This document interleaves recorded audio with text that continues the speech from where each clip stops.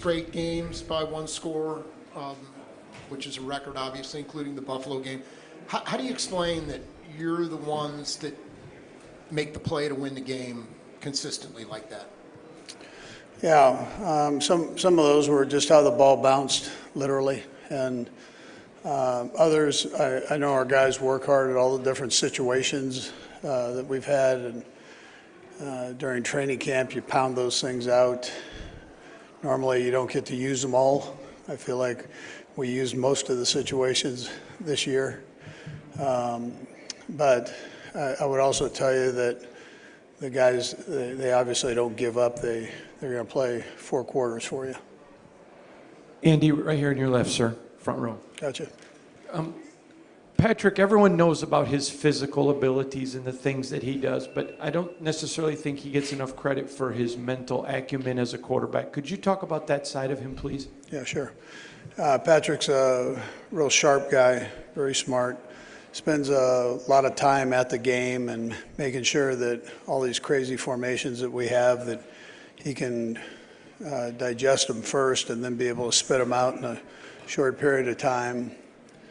You know, he's able to see and anticipate what the defense is going to do. So there's some things there that you got to know where your guys are. You got to know where their guys are, and he's able to digest all that too. So he's a sharp kid. Andy, a lot of the younger players talk about Travis's practice habits, and we see it during training camp. But what stands out, 20-some weeks into the year, about just the way he is on the practice field? Yeah, Sam. I mean, you see it every day too. That he goes 100 miles an hour. He wants to be in on every snap. We monitor that, but he wants to fight you when he has to come out. It's the same way during games. So it doesn't matter if it's a walkthrough, if it's full speed practice. He wants to be a part of it and be in there. And it's not just when he's getting the ball or being dialed up there. It's literally all the time. So. But again, we try to monitor that so he can stay fresh through the season like we do the other players. But he lets it be known that he likes to be in there all the time. Andy, DeAndre Hopkins was mentioning how much he's been revitalized by joining you guys midseason. What have you seen from him since he joined your team, and do you hope to be able to use him a little more in the offense against the Eagles on Sunday? Yeah, I knew we were getting a good player. Played against him quite a little bit, and but I didn't know the leadership part. He's been tremendous that way. Just he hasn't complained that we're spreading the ball around or utilizing other guys along with him. He's willing to share in that way. So that whole senior leadership part that he's brought, I've really appreciated. And he's a unique route runner. He knows how to set things up. He's shared that with some of the guys, and I appreciate that part too.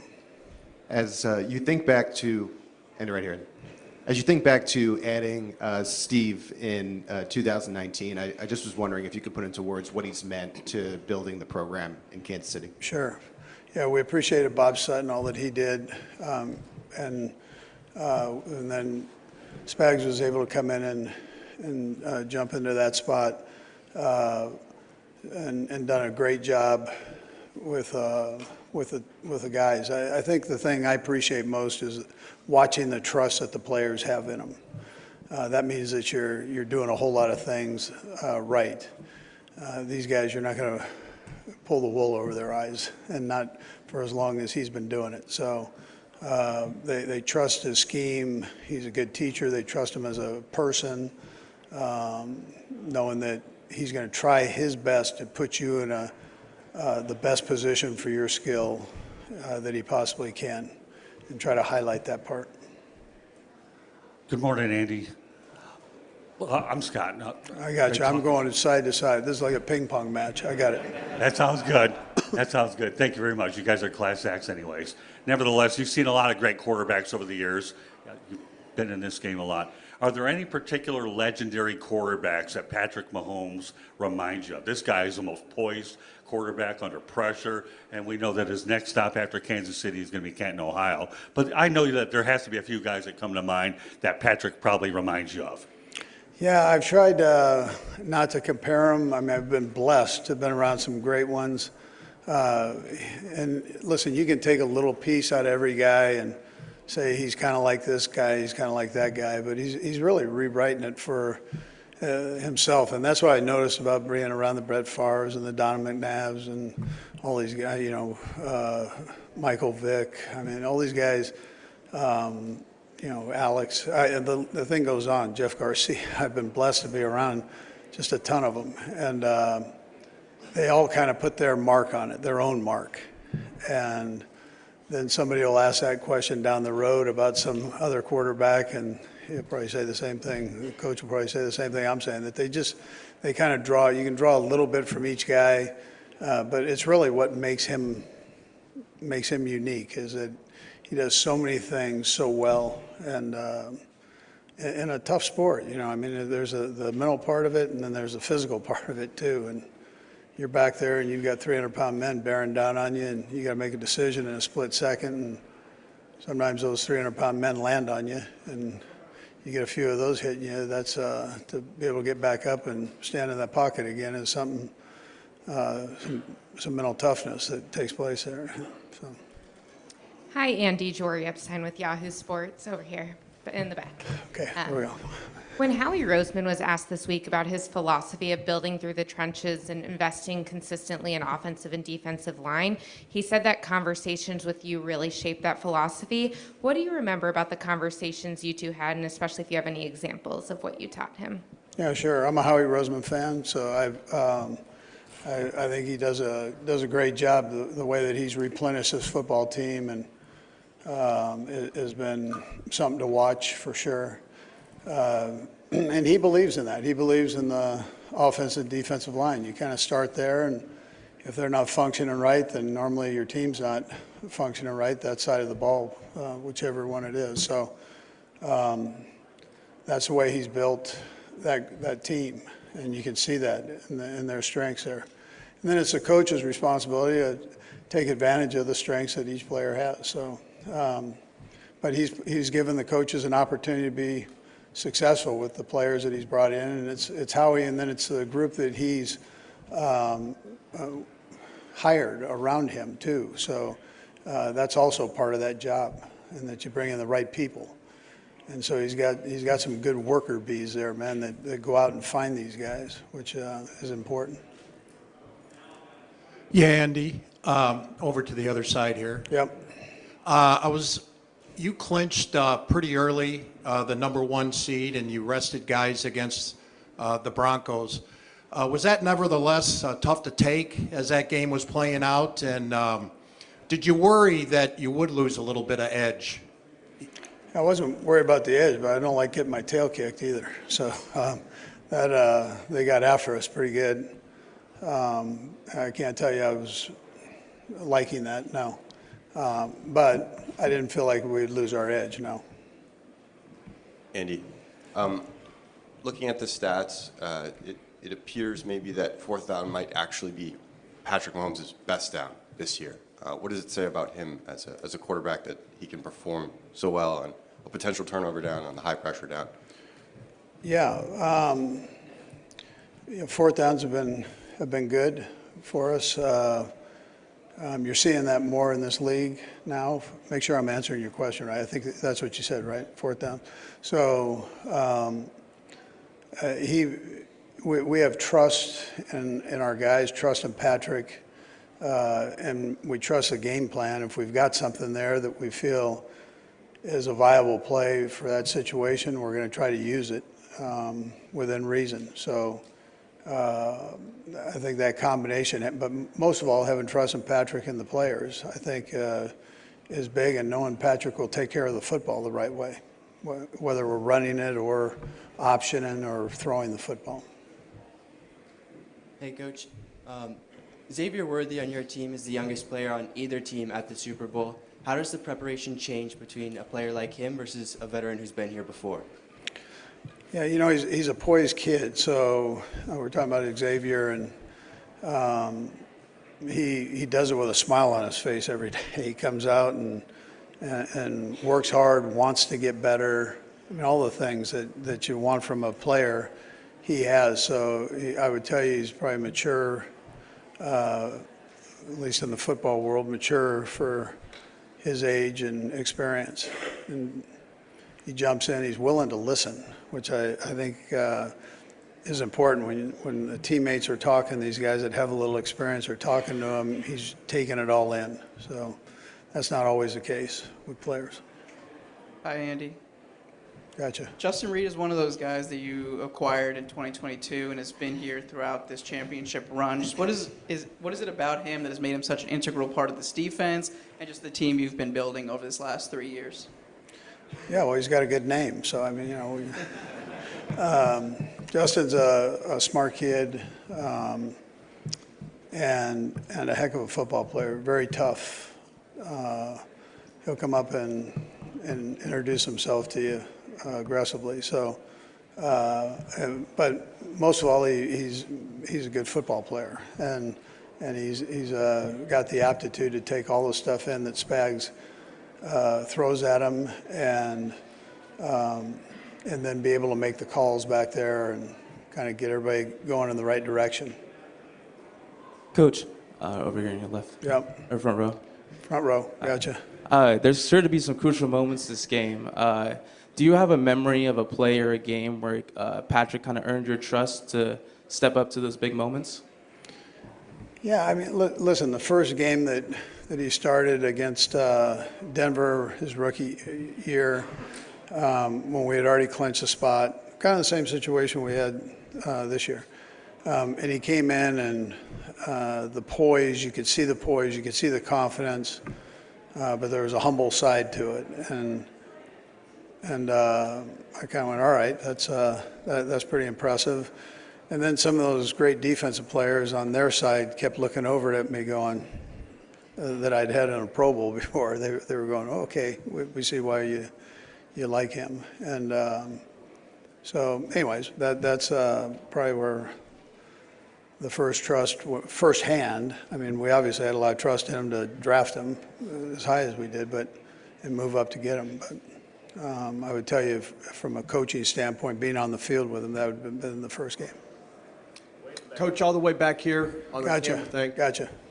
Now that you got Hollywood back healthy, and it seems like you got a full stable of, do you feel like you're seeing the passing game that you expected to see, even though you don't have Rashee Rice? Yeah, and Rasheed's doing well. He's healing up good, which is positive for next year. We're as healthy as we've been to this point, knock on wood. So you got to see that the last couple games with with the receiving core at least, and the running backs likewise are doing better there. So. But the receivers, yes, I tell you, them being healthy gives you a better chance. Now we're going against a good secondary on Sunday, and we've got to make sure that we're doing things the right way and so on. Make sure we get these next couple of days of practice down. But I feel comfortable with that group. They work their tail off. They've got experience in most areas there, and they love to play. And they seem to be on the same page with Patrick. Last two guys.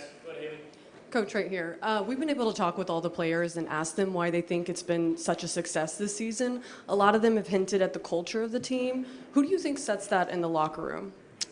Yeah, blessed to have some guys in there, Ellie, that are real good leaders. Patrick and Trav are the ones that jump out at you, and Chris Jones and Bolden. I mean, all these guys. Bolt's a big part of it. Justin Reid, who we asked about. Anyway, there's a lot of good leadership in that locker room, but I'd probably say those top three is where it starts, and is they all bring their own personality to it. From Patrick kind of just being that steady part, you get two characters with Kelce and Chris Jones and what they bring. So they can be as serious as can be, and at the same time they can bust the room up. So, yeah. Hi, Coach. You talked about leadership. I just wanted to know, in these moments, where are some of the leadership styles or the leaders that you kind of look to or gain from in these moments? Who do you kind of mock yourself after or go to when you're in these moments? Yeah, I've been lucky. I've been around some great coaches, and from high school, from Little League, high school on up, I was blessed that way to have these great coaches through junior college, through college, into the NFL. And then there are some coaches that I met in the NFL, the John Maddens and so on, the older guys, Dick Vermeils, that have been a big influence there. So, but working with Mike Holmgren, if you talk just NFL, working with Mike Holmgren was I was very lucky and fortunate to have been on his staff, so and watch him, how he went about his business. Thanks, Coach. Okay, good. Thank you.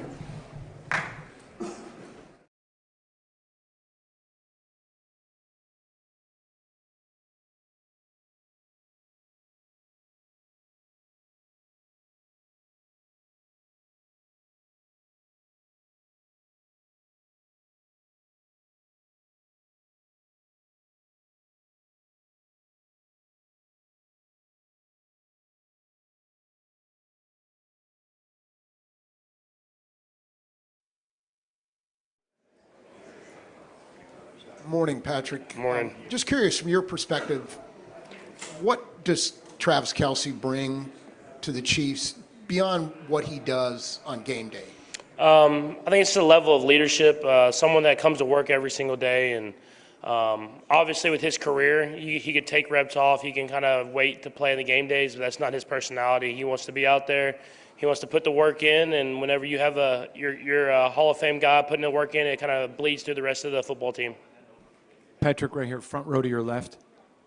From the Hunts to Andy, Spags players, everyone talks about the Chiefs and all that you accomplished, rightfully so, but maybe not enough talk about it's a pretty selfless group of people. It's more about the team than anything else. Could you talk about that side of your franchise? Yeah, 100%. I mean, I know how blessed I am to be in the organization and on the football team that I'm on from day one, and it's a culture that's been set by Coach Reid, and throughout the whole organization, it's about winning. It doesn't matter how it's done. It's about coming to work every single day, leaving it all on the football field, and winning football games. And I think that's what's kind of made us so successful these last few years, and hopefully we can carry on that tradition.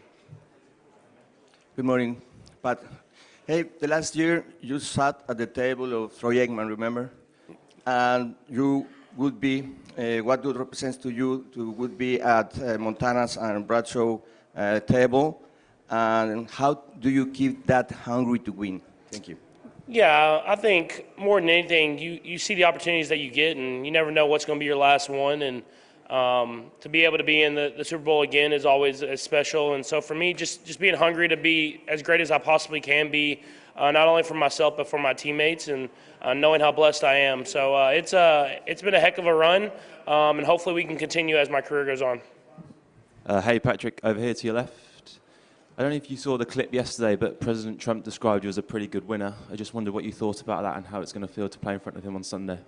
Yeah, I mean, it's always cool to be able to play in front of a sitting president, someone that is at the top position in our country. And so I didn't see that clip, but obviously it's cool to hear that he's seen me play football and respects the game that I play. Hi, Patrick. First off, congratulations on a great season. I've been sent on a mission by an elementary school teacher by the name of Mary Crippen.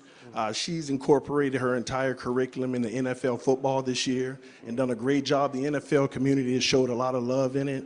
Now, she has one student, okay, by the name of Joaquin, who's been rooting for the Chiefs all season, but he's in an environment that may not share those same sentiments. What message would you give to Joaquin? Yeah, Joaquin, man, I appreciate the support. Just know that the Chiefs are rooting for you as much as you're rooting for us. So we're going to try to go out there and make you proud, and we appreciate that you're supporting us in a hostile environment sometimes. Hey, Patrick, up front to your left. Can you just tell me how you're feeling mentally as the days get closer, and how you're able to stay level-headed when you're trying to perform your best, especially on the biggest stage this Sunday? Yeah, I mean, I feel pretty much the same. I think you stay so busy here that you don't really realize the magnitude of the game that you're playing. But I think it comes with the experience, knowing what the week presents, knowing where you're going to be at, and then try to keep it as close as you can to the routine that you always have. So we're excited for the game, and we're excited to get back to more and more higher leverage, higher level practices, and get ready to go out there and play our best football. Patrick, over here to this side. You guys, it's well known that you guys have had tough training camps to start the year and OTAs. How have you guys been able to maintain maybe that discipline, that hard work, even as you've won? It starts with Coach Reid and the culture that he's built. But I think through this entire team, you have a lot of guys that love the process of starting from the bottom and having to build your way back up there. And we understand what it takes to get to the Super Bowl, and we know it's not easy. And so instead of just trying to go out there and go through the motions, guys know that they have to put this work in and to get to this position. And so, like I said, it starts with Coach Reid and the culture that he's built. But I think that the team has a lot of guys that want to do what it takes to win. Patrick, as a Texas Tech alum, I get this question a lot, but could you explain to everyone what is a Texas Tech tortilla? Yeah. It's tradition. I think that's the biggest thing is when you're on that football field and you get the tortillas thrown out the kickoffs or kind of throughout the football game or after big plays, it kind of just shows that the fans are into it, and it shows the love that the Red Raiders have for their teams. And so tortilla, it's obviously funny and something that people think is cool to see, but I think more than anything, it just shows the love of the fans. Have you ever tried one? I have not tried one. Not off the field, for sure.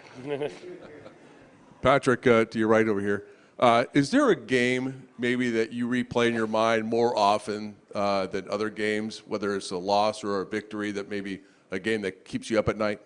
The Super Bowl versus Tampa. It's pretty easy. All right, Patrick, here. Look. At this stage of your career, how do you define success and how do you measure your progression? Is it only a matter of wins and Super Bowls? Not necessarily. I think what I've always said in my career is that for me, success is leaving everything you have on the football field every time you have the opportunity to, if that's practice, if that's games, OTAs, whatever it is. And I don't want to have regrets at the end of my career. And if I can go out there and feel like I progress and I know that I'm putting everything I have into a football game, that'll be a successful career to me. Hey, Patrick, NFL honors tomorrow night. Looks like Jaden Daniels is going to win Rookie of the Year. Just curious what you thought of Jaden's play this year and kind of the offense Cliff designed for him. Yeah, I mean, extremely talented. But I think from watching the tape, especially watching the games that he played against the Eagles this year, it was cool to even see his progression throughout the season from the games that he played. And you could tell he got better and better. And that's what you want to do in the NFL is you can be talented, you can make all the throws, but can you progress and can you learn what defenses are doing to account for you and get better from that? And it seemed like he did that all year long. And it's going to be just the start of a great career. So extremely talented, great football player, and deserves all the honors that he'll get. Patrick, here. Last year with Miami, Big Fangio used to blitz a lot against you. He was not very successful. Do you expect the same aggressivity on Sunday? I mean, every time I've played Coach Fangio, there's been different change-ups and different things that he's thrown at us. And I think that's what makes him so great is he's not going to just do exactly what you saw the last time. And so I'm sure there'll be blitzes in the game. I'm sure there'll be times where they play coverage. It's going to be a chess match, and you want to go up against the best, and he's one of the best defensive coordinators in the NFL, and it'll be a great challenge for us as an offense and as a football team. So you're right here, Pat. To some degree, is fourth down maybe your favorite down? When I look at the stats, it's maybe your best down statistically. What kind of goes into performing so well? Just knowing that it's kind of like that win or go home mentality that you have in the playoffs. You have to go out there and execute at the highest level and the highest leverage positions. And I think Coach Reid has prepared us for those moments in training camp and throughout the season. He puts us in situations where we have to make those big plays. And so I think the preparation prepares you to go out there and execute at those high leverage moments like fourth down. So you've been in many. So you've been in many harsh environments. How do you prepare for the harsh environments that you've played in? And what's the toughest environment that you played in? And how do you prepare with your coaches to play in an environment like that? I think more than anything, you just focus on the guys around you. I've played in a lot of harsh environments. I'm in Buffalo in the cold with the fans against you, or in Denver or Oakland or in Vegas. I mean, you always have fans that are against you in some of those away games, and so you focus on your teammates. You focus on going out there together, and it kind of builds even a closer brotherhood of it's kind of you versus everybody, and so. I think it just comes with the experience that you just go out there and just be who you are. Hey, Patrick, back here. Joe Thuney is a big piece to the offense. Can you talk about him, how he's grown? Obviously, he didn't allow a sack 2 years ago against Philadelphia. How you think he'll adapt again against them in a few days? Yeah, he's just such a tremendous player and a tremendous teammate. I've been saying for a couple of years now, he's like a gold jacket guy. I mean, he's someone he's won the Super Bowls. He'll play at any position on that offensive line, and he'll do whatever it takes, sacrifice to win. And you need those guys. And so to have him jump out to left tackle this year and have a lot of success, I mean, it just shows the type of player that he is. And it'll be a great challenge for him going up against this D-line. I mean, this D-line has great players at all the positions, and they rotate in, and they can stay fresh because they have so many good guys. And so just going out there and trusting those guys and let them go out as a unit, go out there and play their best football on the biggest stage. Patrick, down here on your left. Travis said earlier in the week he wants to play for another 3 years. I just wondered what do you see in the facility on a day-to-day, maybe some of his routines that has allowed him to stay so healthy and allowed him to play so late in his 30s? Yeah, he takes care of his body. He's focused on the ultimate mission of being the best football player that he can be. And I think more than anything, more than I think he wants to even do it for himself, he just loves being in the building with his teammates and being a part of that. And so he's like I said, he practices so hard and he keeps himself in such good shape that I believe that he can play as long as he wants to play. It's just going to be about how long he wants to play. And so hopefully he does play another 3 years because that's always good for me. Hi, Patrick. Andrea Sola from Azteca Deportes. Here. Oh, yep. Hi, how are you? We admire you because of your confident and calm in each situation. Do you have any secret or ritual for that? Or is there something that make you feel insecure sometimes? On the football field, no. I mean, I'm so focused on just the process of making the best play possible for the team, and you don't worry about the moment or where you're at, the environment, or anything like that. You just go out there and just go about your process step by step through your checklist, and then make the play happen. And so, none on the football field I think makes you insecure. I probably couldn't think of anything in real life. I feel like I'm pretty confident in who I am, and I know there's a couple things here and there that people might make fun of, but I'm confident in myself. Hi, Patrick. Right here. How would you describe the evolution and the development of your game from the 2019 season and your first Super Bowl to now? I think just more experience, more of knowing what the defense is trying to do to stop us and getting the football out of my hand. And I was always looking for the big play, and that had a lot of success. It was a lot of fun to watch, but I feel like now I can kind of focus on the successful play. And you want to still hit those big plays and have those big touchdowns, but whenever it's not there, getting to the check down or the guy underneath and letting them make plays for us. And so I think that's been my biggest progression throughout my entire career. Hey, Patrick, right here. This being your 5th Super Bowl, what do you remember most about this whole process with respect to the first Super Bowl? And when I say the whole process, I mean the preparation, not only for the game, but the media and all of that, as opposed to now. How do you kind of compare that? Is it still kind of fun for you? Yeah, it's still fun. I mean, every Super Bowl is its own experience. But I think more than anything, it's just preparing because you know the process. You know what it takes throughout the week, and it gives you more experience and more calm where you're not worried, and you just continue to work to be the best version of yourself you can be and learn from your previous Super Bowls, and hopefully you can play even better in the game when you get out there on Sunday. Thanks. Hi, Patrick. I've covered the NFL for over 40 years, and I've seen a lot of great quarterbacks throughout. But one of the guys that stands out to me is Joe Montana. He won Super Bowls with the 49ers, and he nearly got one done with the Chiefs. What are your thoughts about Joe Montana, and have you been able to learn anything throughout the years watching this guy play? Because he's certainly in the Hall of Fame. Yeah, I know, a legend of the game. I mean, I think what made Joe such a tremendous player was how calm he was in these big moments and how he could continue to elevate his teammates. And so I think that's what I've learned more than anything is just whenever you're in the face of adversity, don't show it. Go out there and just be who you are and be cool, be confident. And I think that bleeds through the rest of the football team. And so that's what I think I've learned most from Joe Montana.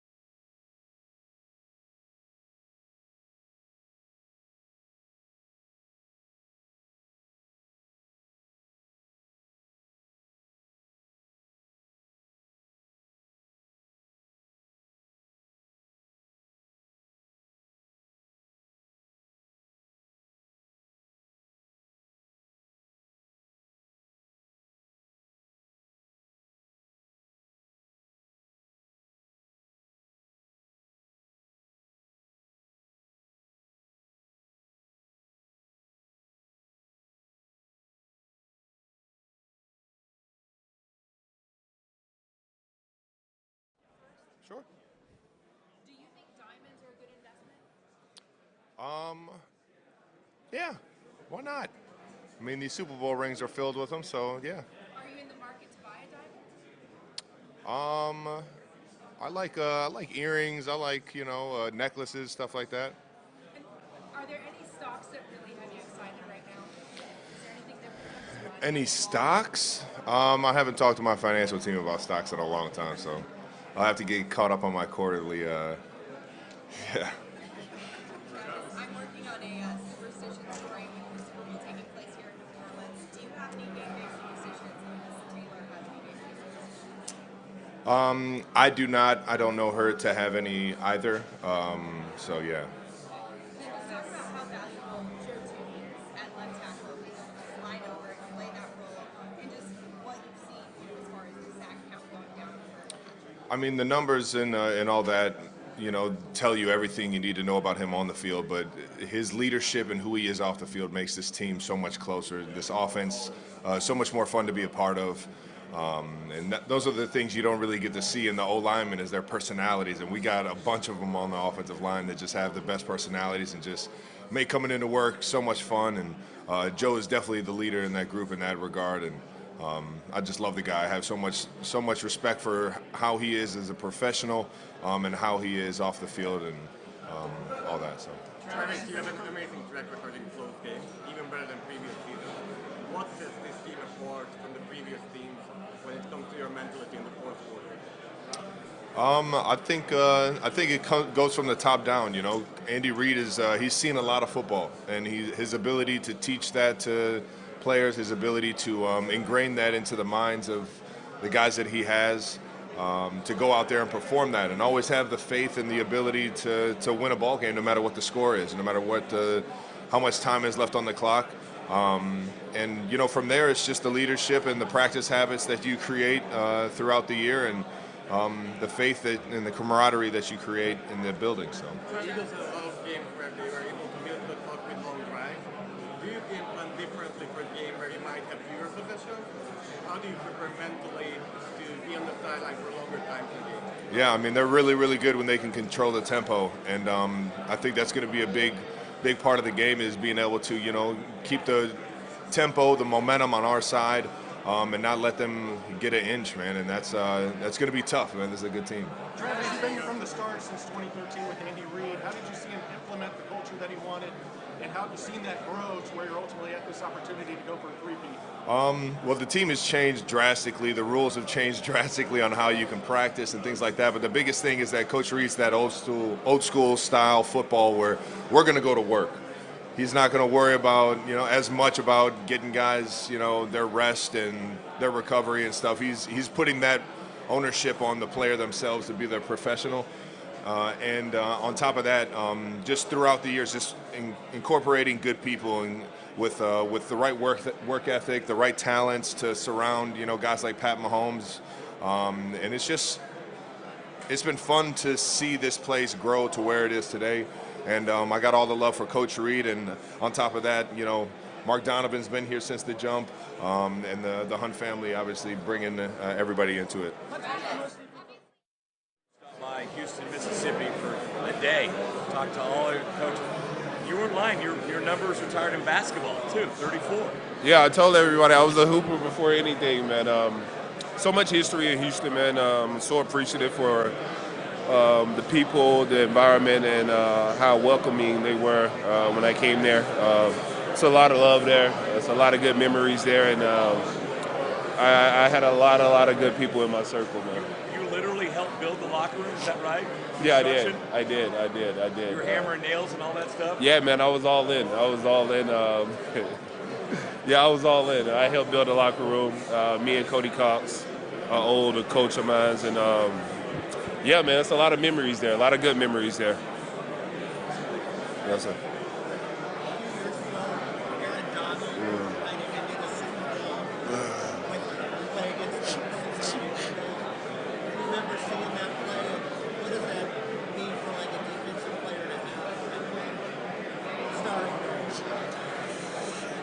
Listen, I had a few moments in my career. that feeling is electric, man. It's a feeling you can't really describe it, you know. Especially do it on the biggest stage. I mean, that speaks volumes. Last play of the game, I think he almost had a sack. Yeah, that was major. That was major. Hopefully we don't, our end of the game don't end like that. Hopefully we up like 14 points or something like that, so we don't have to get a sack. But if they have to end like that, I'll be ready if my number is called.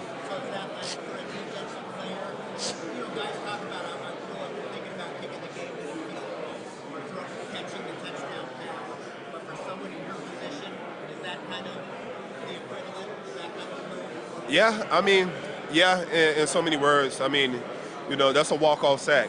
You know what I mean? So it's like, it doesn't get any better than that, you know? No problem. Hola, ¿cómo está? Muy bien, sí? Yeah.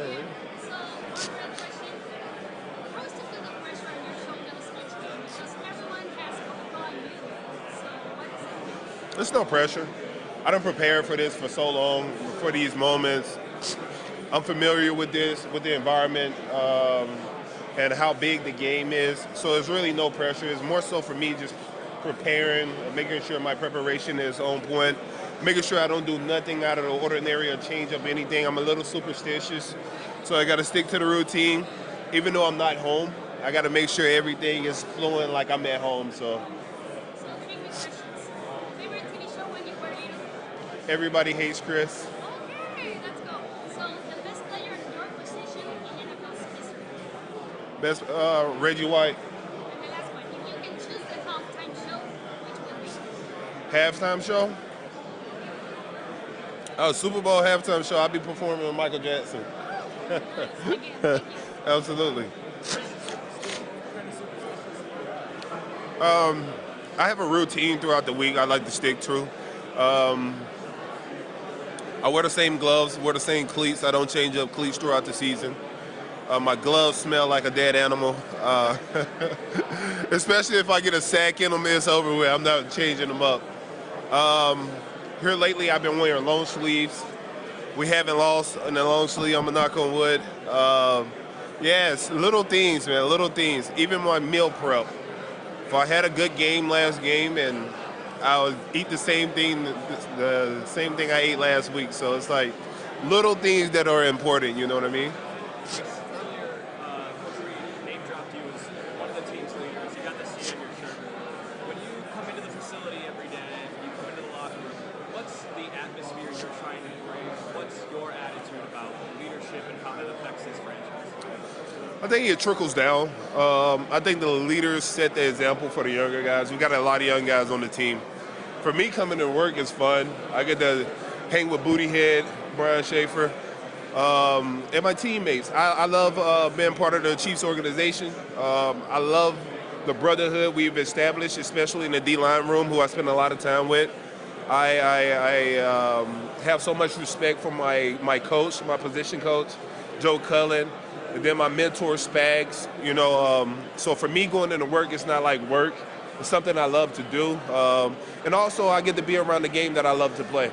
How do y'all hold each other accountable? Like, that's one of the great parts of any team is that the players police themselves for the most part. How do you guys do that? Absolutely, man. Accountability is a huge thing, you know, being accountable, being able to be called out, being able to recognize when you're not holding yourself to the standard of the team and adjusting that.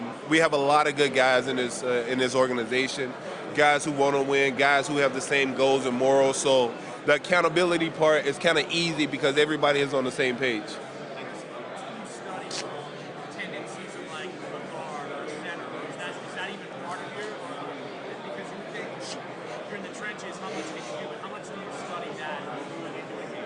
A lot. I know guards and tackles, there's different, but it's certain things you can see, whether a guy's hand, the elbow is on the knee, that means a run or a pass. If he's in the two-point stance, hands on the hip, quick pass, you know what I mean? Little things like that that you can pick up on just watching film, repetitive watching, and you can pick up on those certain little things. when he leaning this way? Does that mean it's a heavy run? You know, like small little details you can pick up on that give you an advantage within a play. Because people wouldn't expect that just because it's like, well, they're just duking it out. Like, people wouldn't catch up on that. I mean, how much, like, that's like a regular thing. Absolutely, absolutely. I mean, every offensive line has tendencies, you know what I mean? And then over a course of a year, you kind of get the understanding and the feel of what they like to do within this formation. If this lineman is doing this, he's pulling or he's pass blocking. So, you know, you can pick up on that after watching a couple games, and then, you know, throughout the year you can see. Given the Eagles' offensive line, obviously, the strength, how challenging is it? Warming environment for the kids. Everyone that works there is devoted to these kids' lives.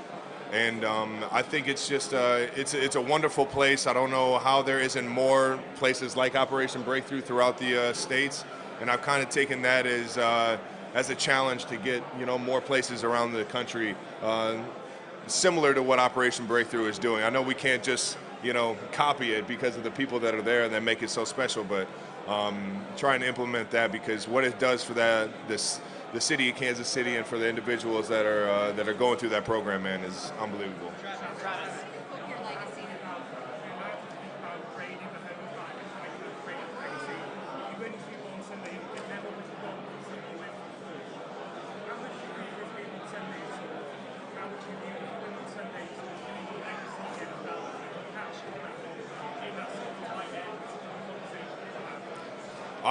You know, I used to really care about that, man. Like I used to want to be known as the greatest tight end ever, but I think it's just more so enjoying these moments that I have with my teammates and trying to get these wins and create these memories. This entire year has been such a, you know, it's been such a battle for every single person that comes into that building every week, putting their body on the line, putting their lives aside outside of football just for one common goal. And I've gotten away from, you know, wanting to be, you know, known as that.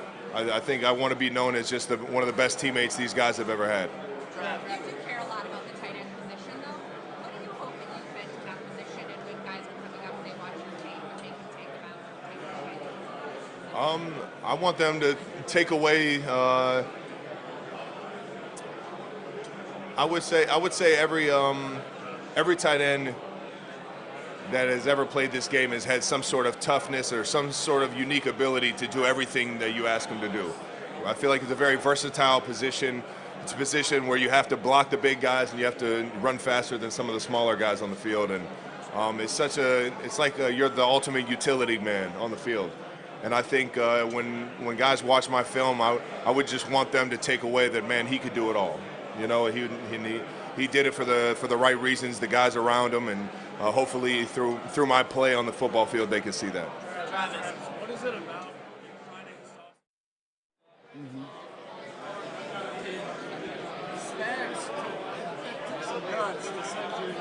Yeah.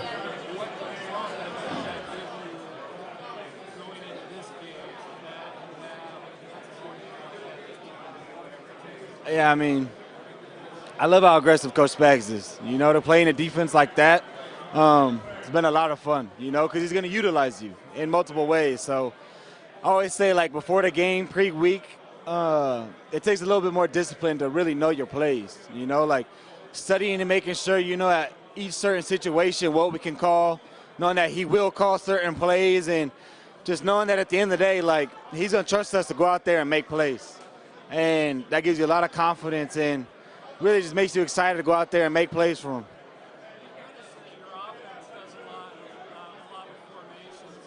Yeah, yeah. 100%. I think training camp is honestly like one of the hardest months of the whole season in terms of just, one, you got to battle Patrick Mahomes. You know, you got to play our fast receivers. And then Coach Reid will literally like draw playing the dirt and then go run it against us. So, like, the things you see in training camp, like, you probably won't see during the whole year. So it definitely makes it a challenge. One last question. Saquon Barkley, like for me, like just watching from the sidelines, like he draws your eye. Yeah. You guys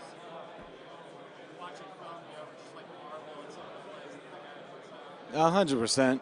You know, you got to respect him. Like, this year, last year, like, he's a great back, you know, and he can really do it all. So there's definitely moments you watch a film, you're just like, dang, like, how did he do that? Like, there's definitely times I said that a lot. So got a lot of respect for him.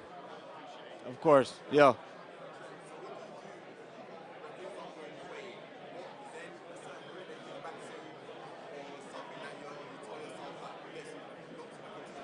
Yeah, honestly, for me, it's the guys around me. You know, like, when anybody makes a mistake out there, like, we all want to be perfect. We all know we're going to make mistakes. And the first thing you see when you come to the sideline is everybody, yo, pick your head up. Yo, hey, we got a game we got to play. Like, you still the best. Like, the positive affirmation that everybody gets when they come to the sideline, it's easy to forget.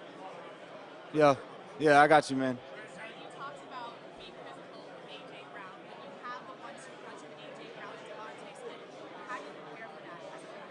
Yeah, first thing you got to understand what they like to do, you know, so watching film, making sure that on the back end we know what we're doing, you know, and don't have any mistakes. But when you go into it, I say it's one of them games where it's just a man-on-man, you know.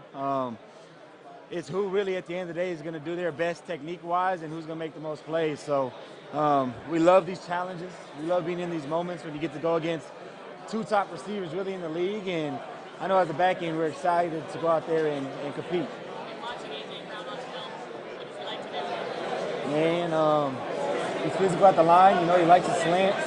He likes his big jump ball fades. And, like, what I've seen is just his connection with Jalen Hurts. You know, you can see that their timing and their execution is really on point. So you got to make sure you're on your point at all times. There's a lot of conversation, at least in Philadelphia, about quarterback Jalen Hurts. We talked to Mahomes, obviously, the conversation of the league quarterbacks as well tonight.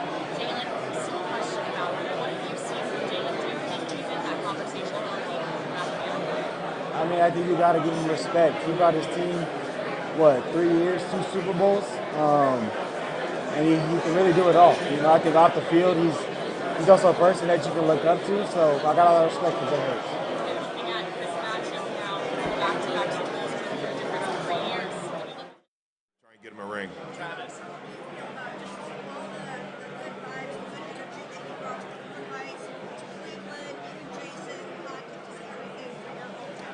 Well, if you guys know me, you guys know how much love I have for the city of Cleveland Heights and all the family and friends that I have back there. And it's in my mind, it's the most beautiful place you can have an upbringing. It's such a melting pot of social class and ethnicity that you understand so many different walks of life.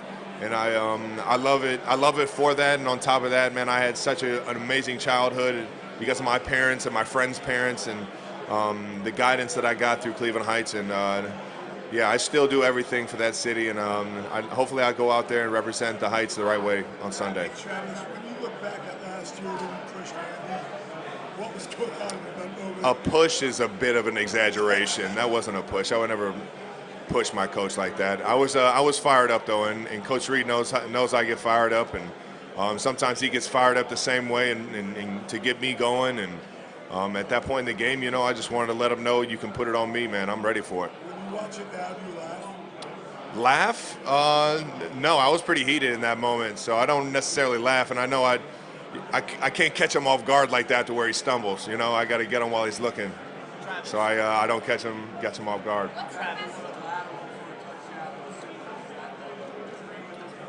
I dream about doing a lot of things. That has definitely popped in my dreams for sure. To be honest, everybody's prepared at this point. I've thrown one to just about everybody on the team, even the offensive linemen. So you see him cover it downfield. They better be ready.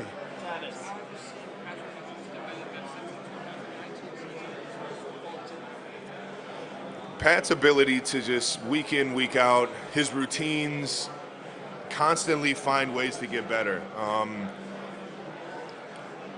After our first Super Bowl, I'm pretty sure every defensive coordinator found it in their job to find a way to stop Pat Mahomes in the offseason. Like, if they knew that they were playing Pat Mahomes, they were going to take a peek at trying to stop the best. And for Pat's ability to keep staying at the top of the quarterback position, his ability to do that all while being one of the best fathers, being one of the best husbands that I know, it's just absolutely incredible, man, and I couldn't be more proud of him. Ever. No doubt about it.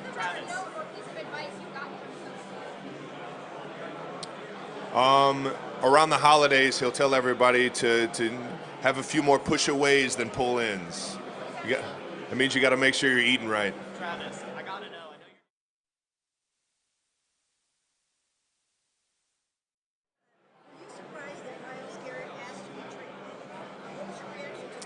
That's tough. I mean, obviously, I think every team in the National Football League would be accepting of a guy like Myles Garrett. Just a pro's pro, a stand-up guy. He's in the communities. I told him I appreciated him for everything he's done for the Cleveland community before he mentioned that he wanted a trade or wanted to get out of there. And I just have so much love for him, man. He's such a good guy. And on top of that, I think Cleveland deserves to have, a product that they can get really, really excited for. And I think that's a diehard sports town that's it's fiending for an opportunity to go crazy for football. And yeah.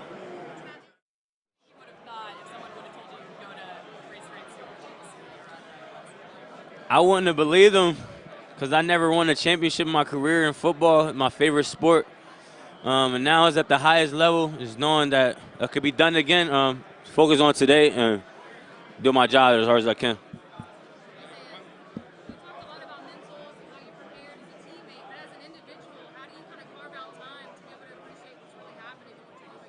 Yeah, it's when you go back in those rooms and shit, like right now, I could do it during this moment. Just appreciate the time that I'm here doing it now.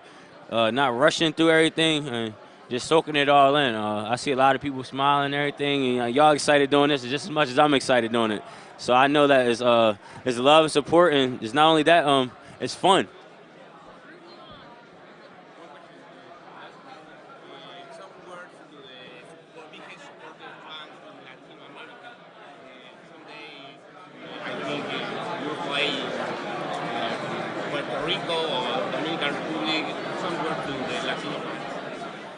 Yes, one day we hope to play overseas, Puerto Rico, somewhere in a Latin country. Just knowing that we're going to come and show you how Chiefs Kingdom get down, and we rise as one. Yes, we need to get down there. Obviously, everyone's talking about the running back on the other side of the field. How much are you looking forward to this weekend going out there and showing what you guys can do? Oh, man, it's exciting. It's knowing that the accountability that's held, the expectations, it comes out to the field when you press that tape and you press that play button, who's going to want it more and who's going to fight for 4 quarters. And obviously, you're chasing potentially history this weekend. How much that weigh on your mind while you're chasing that? I don't weigh as much. I don't feel like we chasing. I don't say that. We don't say that. We just focus on today's practice one day at a time. To get better, go into that meeting room after practice and to find that detail that we will need when it translates to Sunday so we don't miss that block or that pass or something. Thank you.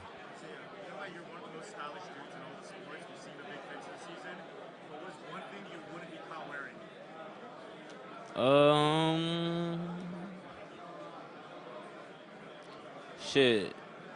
I don't got no skirts for real. I ain't wearing no skirt. Who said that? What is your favorite Kendrick Lamar song? They not like us. They not like us. Nah, I'm lying. Poetic Justice. That's my favorite. I used to sing that on the bus as a kid, 7th grade. Last question. You know that Patrick Mahomes is already in the GOAT conversation. As a teammate playing in practice with him, what do you think he has to do to be like #1 in that convo? Should just continue to be himself, bro. Like, it ain't no competition with nobody else when it comes to us. We compete against ourselves and compete against the defense. That's what's going to make us better.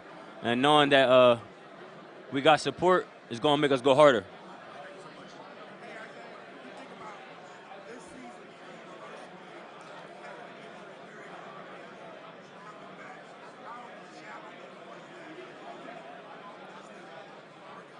Yes, getting injured in second game, it was tough. But knowing that I had the support system and the training staff and the coaches that were supporting me get through the process, and to get stronger. I had guys supporting me coming in and out the training room, just showing me that extra, yo, Pop, you good? You getting better? Yeah, bro, I'm going to be out there soon. So every day, just daily, just winning the day. That was my main aspect, was win today, and then the next day come in and then win it again, and just take it day by day. And then sooner or later, then I know I was back there, out there with my cleats on, making cuts again. 1 week later, out there at the game. So the biggest thing with that was is coming back in shape. Knowing I didn't run as much, but knowing that I could help the team win was big for me, and just knowing that if whatever I could do to help the team win, do it 100%, finish.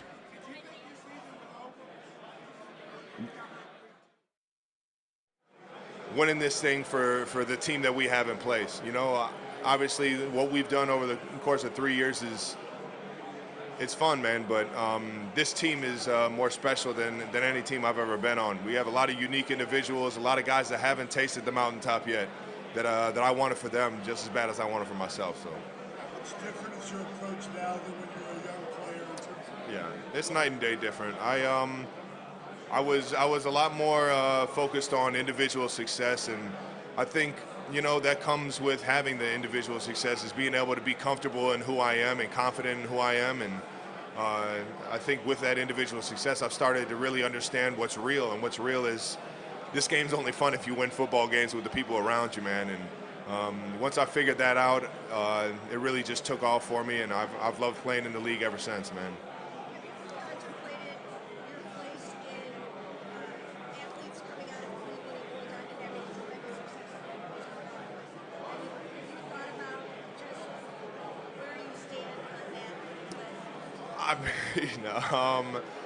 I guess, yeah.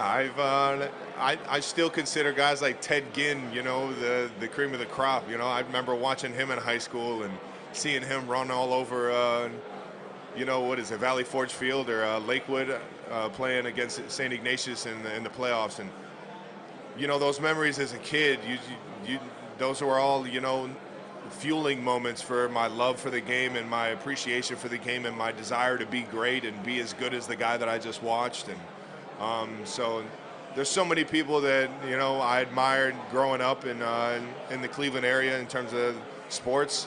Yeah, hopefully I've been that motivation for the next generation.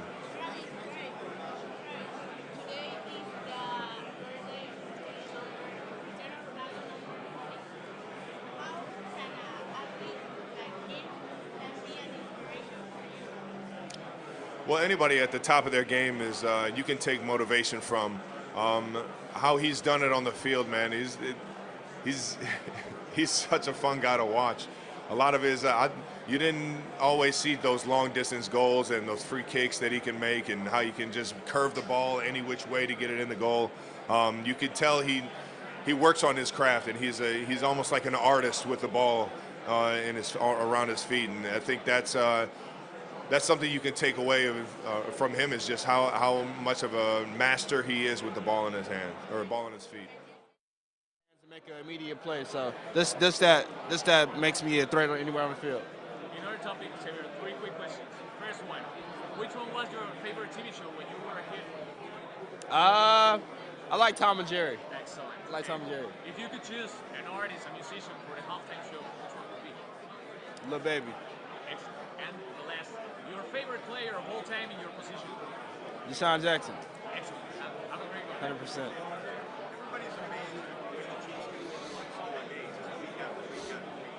As a player in the middle of it, what do you think of it? What's it like to experience that? Man, a lot of people say like, oh yeah, like it's luck and stuff like that. So I feel like it's not luck because we practice it. It's stuff that we go through throughout the week. It's stuff that we went through our OTAs, training camp. We had practices in training camp where we had long drive drill. We had the 2-minute drill. We had 4-minute. We worked on third downs while we were tired at the end of practice. So it's stuff that we worked on. So that's just a tribute to what we worked on throughout the offseason. What's it been like this season to be in so many games like that week after week after week? Some teams have a game like that every once in a while. You guys seem to have them all the time. What's it like to be involved in so many? Man, it prepares you for the big games. So like when in big games, it doesn't feel foreign. It doesn't feel new to you. So in a big game like this, if it happens, I feel like we'll be already accustomed to it.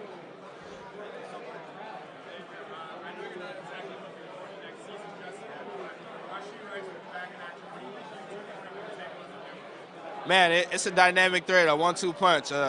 Hopefully, my guy Hollywood gets a side match, so we had that 1-2-3 punch. Those are my guys, so just having them on the field together, it'd be amazing.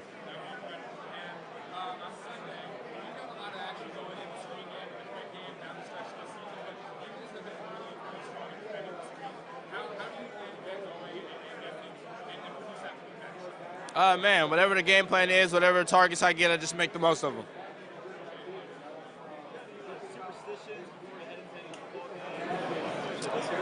Nah, I just try to stay on my routine, just keep my same routine every week.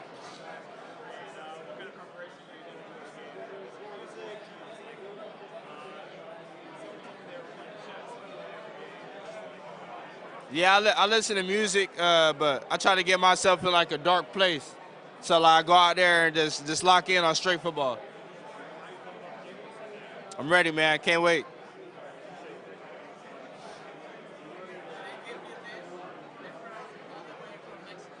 Okay, cool. Cool. Okay, cool. Yeah, love.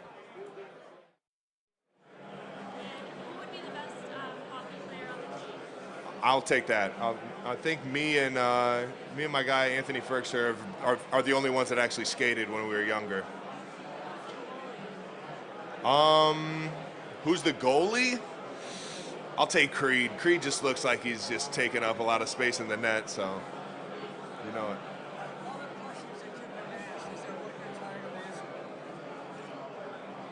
Not really. I'm here for you guys, man. Ask me whatever.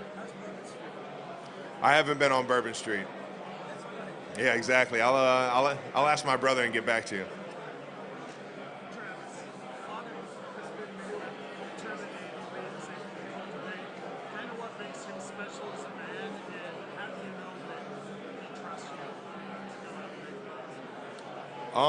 I think you said Coach Reid, right? You said Coach Reid? Yeah.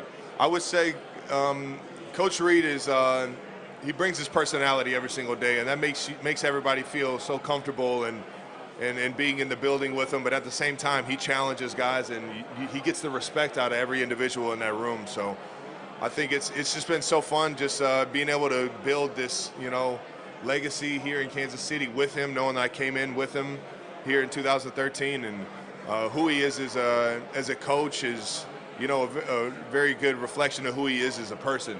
I think he cares a lot about everybody's livelihood just as much as he cares about winning football games, and it just makes it fun for everybody to play for him. Come home to making dinner for us and helping me with my homework and stuff. Like, it's so many memories, man, and I love it.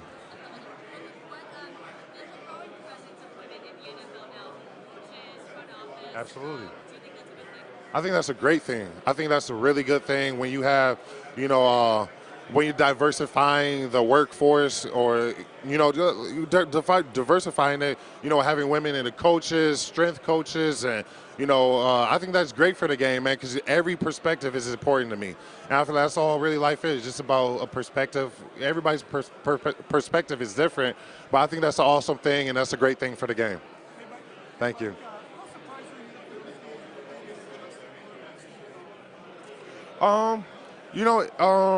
It was surprising because, they ran it a few times, especially on critical downs, they were running it.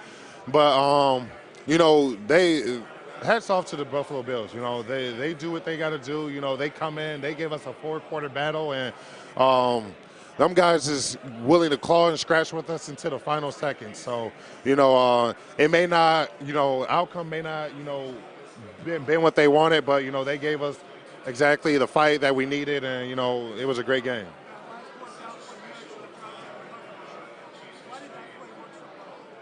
Well, it works so well because, when we get to those critical situations, we run our plays, and those plays, it was ran to perfection, man. Guys stuck to every guy stuck to, their job. You got the left side, you got the blitz coming from the left side, you got me as the drop in, and all of that is, the biggest thing of that is disguise. And if you heard from earlier this week, one of our guys said, I guess they checked the protection wrong, and the O-line went the other way, which made the blitz free. So when that happens, it's going to be a party at the QB. So, hats off to Spags, man. Yeah. Yeah, the offensive line slid the wrong way, protection went the wrong way, and the blitz came from the other disguise, man. Disguise is huge, and, like I said, hats off to Spags, man. You guys are talking to us about it. He was the one who made the call. Shoot. Thank you. Oh, I saw the follow this morning. Appreciate the follow, guys. Appreciate it, bro. Oh yeah, go blue, man. Oh yeah. Yeah. I've been listening to a lot of Babyface Reid, Future. I've been listening to some Lil Baby in there. There's so much stuff playing on my playlist, man. So I really like my music. It's all different type of music I like. As soon as I come home, the first thing I do is connect to my Bluetooth, and I'm playing music, man. So a lot of Kendrick, a lot of them guys, man. I got some good music playing these days.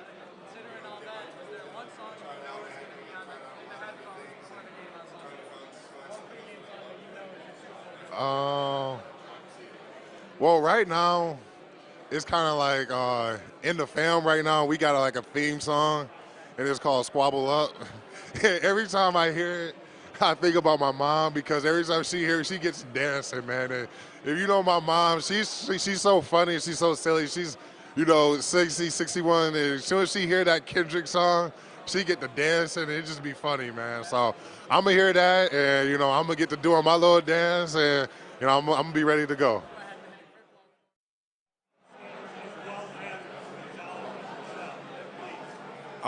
Tony's always been, he's always had a helping hand in everything in life, and that's on the field, off the field. There's this yin and yang that you have to have playing this game, because it is a violent game, but you can't walk out of this building feeling the violence. You got to be able to have that calm, cool collectiveness, be able to get away from football, and I think Tony's been such an unbelievable mentor in that regard. And sometimes I don't even have to reach out to him. I can just watch the Amazon Prime, pregame or halftime report and hear what he says and take so much from it. And I just have nothing but unbelievable things to say about Tony and who he's been for me in my career as I try and fill his shoes to this day. There we go. Yeah, I'll go search it up on Charlie Sanders, man. He deserves more recognition and attention for his abilities. When did you first realize that he was a special athlete? Day one. Was there a certain rep? How fast he was, considering his size, not being just a massive bigger guy, it creates a difficult situation where now you're having to block somebody with less surface area. How fast and quick twitch he is, it makes it extremely difficult to get your hands on him. So I have a lot of respect for Turk and the way he plays the game, man. I know he's still underrated, but how fun has it been the last couple months to see him just kind of wreak havoc, put up big numbers? Yeah, I would say it's been really fun. It's rewarding to watch him prosper, and quite frankly, it's not surprising, man. I've been waiting for him to blow up like that, and it's really cool to see him be successful in that big stage. Also, just wanted to ask a couple questions about an Eagles D lineman, Brandon Graham. He's made this miraculous recovery from a torn tricep in November, playing this game in February. I don't know if you've heard anything about that, but torn tricep, 2 months. What's your reaction to that? Yeah, it's extremely impressive. Brandon Graham has been a well-respected player in this league for a long, long time, and it just shows the fight and the love he has for this game, be able to battle and try to come back for the Super Bowl, and how much it means to him in that situation. I don't know if you've ever torn anything like that, but it's a painful freaking injury, and it's the simple things that you're in pain doing, and once again, it just shows his dedication to the game, man, and for him to fight and battle back for this situation, it shows you how much it means to him, how much he wants to win. Have you ever had a similar injury? I've had a tear before, but I'm not going to talk about it. But yeah, it's extremely painful. Last one for you on Brandon. I've heard he's a big trash talker. I don't know if you've experienced any of it. I've heard it's just nonstop on the field. Have you had any interactions with him on the field like that? I haven't personally. I'm usually just trying to huff and puff and catch my breath, so I don't really do too much trash talking. Thanks, man. Yes, sir. Thank you. What's up? Yeah, let's get it. All right.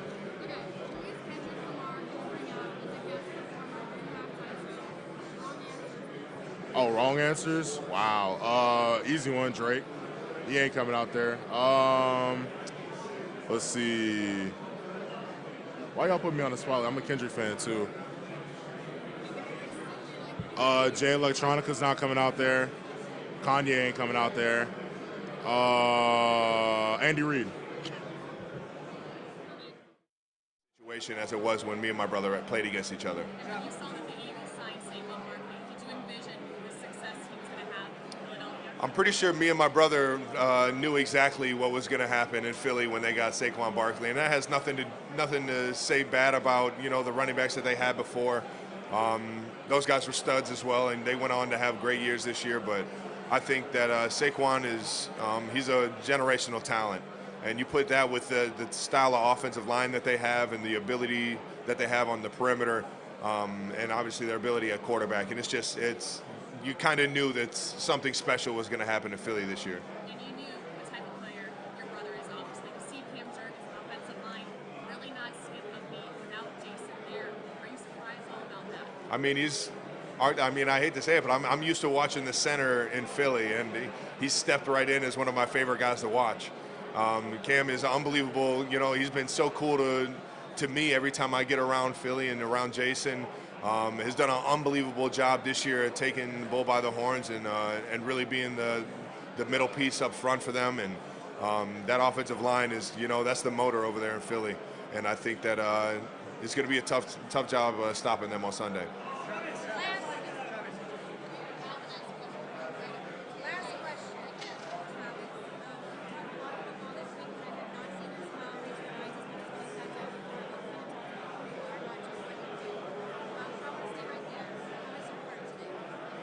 Doing great. It's beaten. I'm excited about life and excited about getting better today at practice.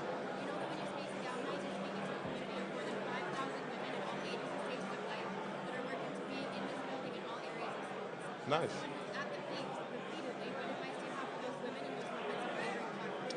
I would say just be true to you. If you have a love for something, find the knowledge and find the energy to keep answering the questions that you have, and on top of that, just love what you do. I think everybody that's the greatest at what they do, they have a desire and a love for the day in, day out grind that you have, and I wish everybody the best of luck over there. Thank you, everybody.